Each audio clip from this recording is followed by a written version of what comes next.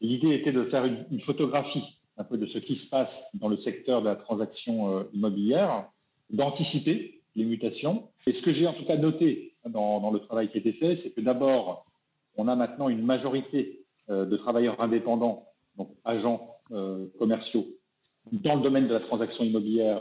Cette mutation, elle est profonde parce que le choix vient des personnes, c'est-à-dire que ce sont beaucoup les personnes qui sont en choix d'un statut d'indépendant et qui donc vont s'orienter vers des régimes comme l'auto-entrepreneur, puisqu'on va arriver à près de 2 millions d'auto-entrepreneurs en France. Alors, je sais que ça bouscule les habitudes aussi à la FNL, parce que dans la culture du métier, finalement, on intégrait le métier par des formations, et c'est toujours le cas, mais on en faisait un métier pour quelque part toute sa vie.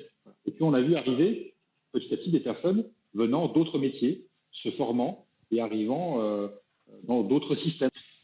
Ce qui est sûr, c'est que de toute façon, moi je le dis comme je pense, mais vous n'échapperez pas à cette mutation parce qu'elle va continuer. Et après, vous, en tant qu'entrepreneur, je pense, ce que vous voulez, c'est avoir accès à de bons commerciaux, à des personnes qui vont vous permettre de développer votre business. Vous allez chercher des talents.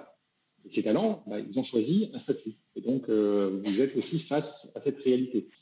Et il y a donc une nécessité de s'adapter, et je dirais même de s'adapter aussi par rapport au management, parce qu'il faut être en capacité de pouvoir se dire, oui, je peux travailler avec un salarié et un indépendant, l'un ou l'autre, et je peux travailler même avec les deux dans un projet commun.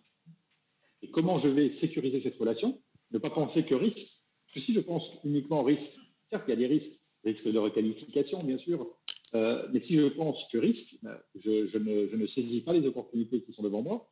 Par contre, je peux me couvrir d'un certain nombre de risques, et donc j'ai fait des propositions dans le rapport en la matière, en particulier pour que les contrats de prestation, contrats commerciaux, on les appelle comme on veut, les mots sont importants dans l'immobilier, mais en tout cas le contrat qui lie l'entreprise à l'indépendant, prévoit un certain nombre de clauses qui vont sécuriser la relation et qui vont sécuriser le business de l'entreprise. Et je pense qu'il y a une véritable prise de conscience au niveau de la FNIM sur ces sujets.